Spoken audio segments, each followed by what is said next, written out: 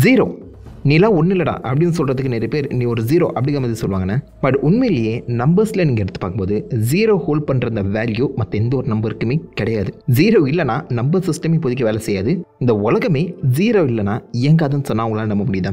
இந்த 0 யார் கண்டுபிடிச்சா? 0 கொண்டான அந்த வேல்யூ எங்கிறது வந்துச்சு? 0 உண்மையாகவே சாத்தானோட நம்பரா? திஸ் இஸ் அன்சைட் 0வின் வரலாறு. 0 ஆஸ் அ நம்பராக பார்க்குறதுக்கு முன்னாடி அது எங்கிறது ஆரம்பிச்சது, அந்த கான்செப்ட் எங்கிறது தொடங்கிச்சுங்கிறத நம்ம பார்க்கணும்.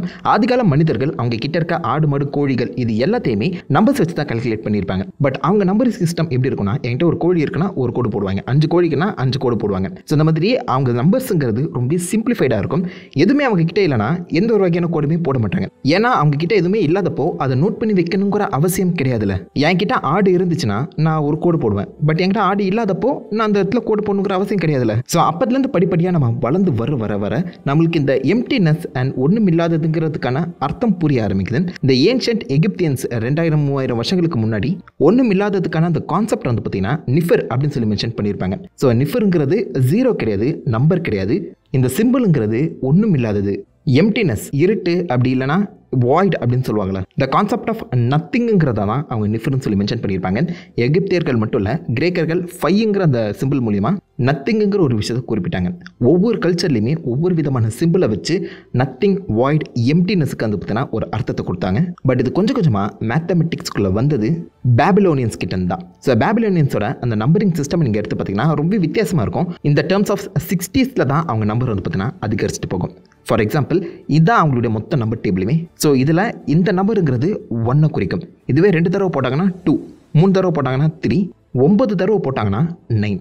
பட் அதுவே 10 அவங்க எப்படி குறிச்சாங்கன்னா இந்த சிம்பிளை வச்சு. ஸோ 11ன்னு வரும்போது இந்த 10 பக்கத்தில் அந்த 1 போடுவாங்க. 19ன்னு வரும்போது இந்த 10 பக்கத்தில் அவங்க 9 நம்பர்ஸை போடுவாங்க. 39னா 3 10 எழுதி அது பக்கத்தில் 9ன்னு போடுவாங்க. இந்த மாதிரி அவங்க 59 வரைக்கும் கணக்கெடுத்து வச்சு 60 நம்பருக்கும் நம்பர் 1க்கும் ஒரே மாதிரியான சிம்பிளை பார்த்தீங்கன்னா கொடுத்துருந்தாங்க. அப்போ 1 பார்த்தா அவங்க 16 நினச்சிக்க மாட்டாங்களே நீங்கள் நினைப்பீங்க. அங்கே தான் உங்களுடைய நம்பரிங் சிஸ்டம் நீங்கள் ஃபாலோ பண்ணணும். நம்ம டெசிமல் நம்பர் சிஸ்டம் படி இந்த 3 1ன்னு போட்டால் அது ஆப்வியஸாக 111 வந்து நீங்கள் படிப்பீங்க. ஏன்னா அது ஒன்ஸ், டென்ஸ் அண்ட் ஹண்ட்ரட்ஸ் அந்த இடங்கள்ல அந்த நம்பர் பிளேஸ் ஆகியிருக்கு. அதே மாதிரி இவங்களுடைய நம்பர்ஸ் எப்படி அமைக்கப்பட்டிருக்குன்னா ஒன்ஸ், 60s அண்ட் 3600 சொல்லி அந்த மாதிரி 60 தான் இவங்களுடைய நம்பர் பார்த்தீங்கன்னா அதிகரிச்சுட்டே போகும். அந்த வகையில் இது 3600, இது 60, இது 1. ஸோ 3661. பட் இந்த இடத்துல தான் ஒரு பிரச்சனை ஏற்படுது. 3601 அவங்க எப்படி குறிப்பாங்க? நடுவில் இருக்க அந்த 60 அவங்க கணக்கு எடுக்காமல் 3600 இந்த 1 மட்டும் அவங்க எப்படி யோசிப்பாங்க? 2 சிம்பிள் மட்டும் போட்டால் இது என்னன்னு அவங்க நினைப்பாங்க? 3601 நினைப்பாங்களா, இல்லை 3616 நினைப்பாங்களா? இப்போ நம்ம 2 1 மட்டும் போட்டு பக்கத்தில் இந்த 0 போட்டால் 110 வருது. அதுவே அந்த 0 நடுவில் போட்டால் 101 வருது. இந்த மாதிரி அந்த 0 எங்கே வருதுங்கிறத இந்த பக்கம் இந்த ஒரு சின்ன பிக்சரை மட்டும் வச்சு அவங்களால கெஸ் பண்ண முடியாது. அதுக்காக தான் இந்த ஒரு சிம்பிளை அவங்க உருவாக்குறாங்க. ஸோ நம்பர் 1 சிம்பிளை பக்கத்தில் அப்படி ஒரு ஸ்லாண்டிங்கான ஆங்கிளில் போடும்போது அது ஒரு பிளேஸ் ஹோல்டராக ஆக்ட் ஆகுது. ஸோ இது வந்து 3601. ஸோ 60 வர அந்த பிளேஸ் வந்து எம்டியாக இருக்குது, அங்கே எதுவுமே வரக்கூடாது. ஸோ அதை வந்து டினோட் பண்ணுறதுக்காக இந்த 2 1 சிம்பிளை ஒன்றா போட்டு அதை ஒரு பிளேஸ் ஹோல்டராக இந்த இடத்துல யூஸ் பண்ண ஆரம்பித்தாங்க. ஸோ முதல்ல மேத்தமெட்டிக்ஸ்குள்ளே 0ங்கிற ஒரு கான்செப்ட் இல்லைனா அந்த பிளேஸ் ஹோல்டருங்கிற ஒரு கான்செப்ட் வந்தது இங்கே தான் சொல்லப்படுது. அண்ட் பேபிலோனியன்ஸ் 2000 BCலே இதுக்கான கான்செப்ட்டுக்கான அடித்தளத்தை போட்டிருக்காங்க. அங்கேருந்து தான் இந்தியாவுக்கு வந்ததான் சொல்லப்படுது. இந்தியன்ஸ் இந்த பிளேஸ் ஹோல்டர் கான்செப்டை பார்த்தீங்கன்னா ஹோல்ட் பண்ண ஆரம்பித்தாங்க. எல்லாருக்குமே தெரியும் இந்தியன்ஸ் சும்மாவே பூந்து விளையாடுவாங்க. ஸோ அவங்க கிட்ட இந்த 0 கான்செப்ட் கிடைக்கும் போது அதை இன்னும் பெட்டராக மாற்ற ட்ரை பண்ணாங்க. ஸோ பேபிலோனியன்ஸை பொறுத்த வரைக்கும் அது ஜஸ்ட் ஒரு பிளேஸ் ஹோல்டர் தான். பட் இந்தியன்ஸை பொறுத்த வரைக்கும் அது நம்பர் உருவத்தை எடுக்க ஆரம்பிக்குது. அவங்களுடைய நம்பரிங் சிஸ்டமுக்குள்ளேயே இந்த 0ங்கிறது இணைய ஆரம்பிக்குது. ஸோ அவங்களுடைய நம்பர்ஸை நீங்கள் எடுத்து பாருங்கள். இது ஏர்லி கான்செப்ட் ஆஃப் நம்பர்ஸ் தான். அந்த நம்பர்ஸோட கடைசியில் அந்த புள்ளி மதி வச்சுருக்காங்களே இதை சூன்யான்னு சொல்லுவாங்க. அது டெக்னிக்கலாக 0 தான் குறிக்குது. ஸோ நம்பர்ஸ்க்குள்ளேயே 0 கொண்டு வந்தது இந்தியன்ஸ் தான். அண்ட் அந்த 0 நம்பர்ஸோட ஒரு முக்கிய அங்கமாகவும் மாற்றினாங்க. அண்ட் இந்தியன்ஸ் தான் இந்த வேலைகளை பண்ணாங்கிறதுக்கான எவிடன்ஸாக பக்ஷாலி மேனுஸ்கிரிப்ட் அமைஞ்சிருக்கு. ஸோ இந்த மேனுஸ்கிரிப்டில் ஒரே ஒரு சின்ன பகுதி மட்டும் நம்மளுக்கு கிடச்சிருக்கு. 1881 கண்டுபிடிக்கப்பட்ட இந்த மேனுஸ்கிரிப்டில் நீங்கள் நிறைய இடங்கள் அந்த புள்ளியை நோட் பண்ணலாம். இந்த புள்ளிங்கிறது 0 தான் குறிக்குது. ஸோ நம்பரிங் சிஸ்டம்குள்ளே 0 கொண்டு வந்தது இந்தியன்ஸ் தான். அதுவும் முக்கியமாக பிரம்மகுப்தா அண்ட் ஆரியபட்டா தான் இந்த ஜீரோவுக்கான உருவத்தையே கொடுத்த மாதிரி சொல்கிறாங்க.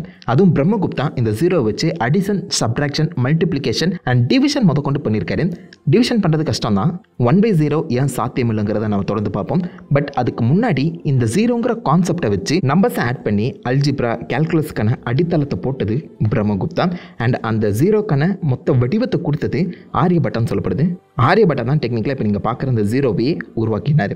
மேக்ஸுக்குள்ளே ஜீரோ வந்ததும் அந்த ஜீரோத்துக்கான உருவத்தையும் ஆரியபட்டா தான் உருவாக்கி கொடுத்து அவர்கிட்ட இருந்து தான் அரேபியன்ஸ் கிட்ட இந்த நம்பர்ஸ் வந்து பார்த்தீங்கன்னா பரவ ஆரம்பிக்குது. அரேபியன்ஸ் இந்த ஜீரோவை கப்பிச்சுப்புன்னு பிடிச்சி வெஸ்டர்ன் சைடுக்கு கூட்டு போகிறாங்க.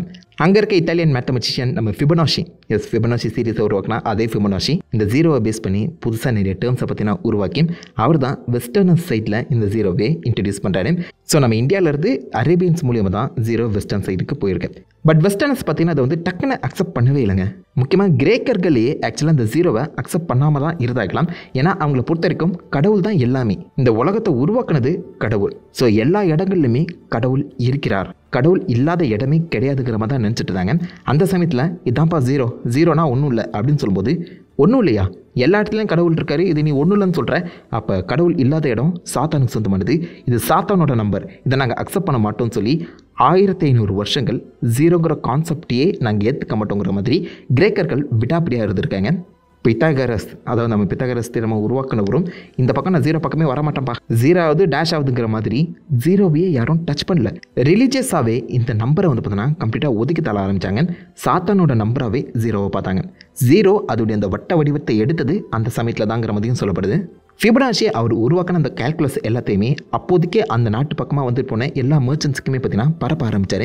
ஸோ மர்ச்சன்ட்ஸ் கிட்ட அந்த மாதிரி கான்செப்ட் போகும்போது அவங்களால ஈஸியாகவே அந்த குடுக்கல் வாங்கலை கணக்கெடுக்க முடிஞ்சுது. அடிஷன், சப்ட்ராக்ஷன், மல்டிப்ளிகேஷன் இது எல்லாத்தையுமே அந்த ஜீரோ ரொம்பவே ஈஸியாக சுலபமாக மாற்றி கொடுக்க நம்பரிங் சிஸ்டமில் ஜீரோ ஒரு முக்கியமான இடத்த பிடிக்க ஆரம்பிக்குது. வணிகத்தில் அசைக்க முடியாத ஒரு இடத்துல ஜீரோ வந்து உட்கார வேற வழியே இல்லைப்பா, யூஸ் பண்ணி தான் ஆகணுங்கிற ஒரு கட்டாயம் வெஸ்டர்னர்ஸ்க்கு ஏற்படுது. அவங்க ரிலீஜியஸ் விடாப்பிடித்தனத்தை கொஞ்சம் கொஞ்சமாக ஒதுக்கி தள்ளி ஜீரோவை அக்செப்ட் பண்ணுறாங்க. Graph, number line, decimal point, அல்ஜிப்ரான்னு சொல்லி எல்லா இடங்களையுமே ஜீரோ ஆட்சி புரிய ஆரம்பிச்சது. நம்மளுக்கு தெரிஞ்ச மொத்த மேத்தமெட்டிக்ஸ் எல்லாத்தையுமே ஜீரோ மாற்றி அமைக்க ஆரம்பிச்சது. இந்த உலகத்தில் இப்போதைக்கு ஜீரோ இல்லைனா எதுவுமே இல்லைன்னு சொன்னதுக்கான காரணம், இந்த உலகத்தோட எல்லா எலக்ட்ரிக்கல் எக்யூப்மெண்ட்டுமே 0 and 1s தான் ரன் ஆகுது. 1னா இருக்குது, 0னா இல்லை. அந்த ஜீரோ கான்செப்ட் மட்டும் இப்போதைக்கு இல்லைனா 0 and 1ங்கிற அந்த டெக்னிக்கே உருவாகி இருக்காது. டிஜிட்டல் ஏஜையே ஆக்சுவலாக ஜீரோ தான் ரூல் பண்ணிட்டு இருக்குன்னு சொன்னால் அது மிகையாகாது. நான் உருவாக்கின அந்த வீடியோ பார்க்குறவங்க ஃபோன், பக்கத்தில் இருக்க டிவி, சேட்டலைட் டீட்டெயில்ஸ் எல்லாமே டெக்னிக்கலாக 0 and 1s தாங்க ரன் ஆகுது. ஜீரோ இல்லைனா இது எதுவுமே உங்களால் நினச்சி கூட பார்க்க முடியாது. பட் இவ்வளோ விஷயங்களில் ஆட்டி படிக்கக்கூடிய ஜீரோவுக்கு உண்மையிலேயே வேல்யூ எதுவுமே இல்லைங்க. இப்போ ஜீரோங்கிற நம்பரை நீங்கள் எடுத்து பார்க்கும்போது 101 நான் போட்டேன்னு வச்சுக்கோங்களேன், அங்கே இருக்க அந்த ஜீரோ வந்து பார்த்தீங்கன்னா ஒரு பிளேஸ் ஹோல்டராக தான் ஆக்ட் ஆகுது. இந்த இடத்துல 1 2 3ன்னு சொல்லி எங்கள் அண்ணங்க வருவாங்க, அது வரைக்கும் நாங்கள் இருப்பேன், எங்கள் அண்ணன் வந்துட்டு அப்புறம் நாங்கள் வந்து கிளம்பி போயிடுவேன் அப்படின்னு சொல்கிற மாதிரி அந்த ஜீரோவே எங்கள் பிளேஸ் பண்ணியிருக்காங்க. அதாவது பஸ் ஓரத்தில் நம்ம கர்ச்சீஃப் போட்டு இடம் பிடிக்கிறது இல்லையா, அந்த கர்ச்சீஃபாக தான் நீங்கள் இந்த ஜீரோவை எடுத்துக்கணும். ஜீரோவுக்குன்னு வேல்யூ கிடையாது. எப்படி இன்ஃபினிட்டிங்கிறது கிட்டத்தட்ட ஒரு கான்செப்டாக இருக்கோ அதே மாதிரி ஜீரோங்கிறது ஒரு பிளேஸ் ஹோல்டராக இருக்குது. இங்கே ஒரு நம்பர் வரும், அந்த நம்பர் வர வரைக்கும் நான் இங்கே இருப்பேன் அப்படின்னு சொல்கிற மாதிரி தான் அந்த ஜீரோக்கான அந்த வேல்யூவே அமைஞ்சிருக்கேன். 1 2 3க்குன்னு தனித்தனி வேல்யூஸ் இருந்தாலும் ஜீரோ ஹோல்ட்ஸ் ஜீரோ வேல்யூ. ஆனால் ஜீரோ மட்டும் இல்லைனா மேக்ஸுங்கிறது முடங்கி போயிருக்குங்க. இந்த ஜீரோ வச்சு நம்மளால் அடிஷன், சப்ட்ராக்ஷன், மல்டிப்ளிகேஷன் பண்ண முடியும். ஆனால் டிவிஷன் வரும்போது அந்த இடத்துல ஜீரோ நம்மளை ஆட்டி படைக்குது. இப்போ வரைக்கும் 1/0 என்ன? இன்ஃபினிட்டின்னு சொன்னீங்கன்னா அது தப்பு. அதை யோசிச்சு வைங்க, தொடர்ந்து பார்ப்போம். This is unsigned, signing off.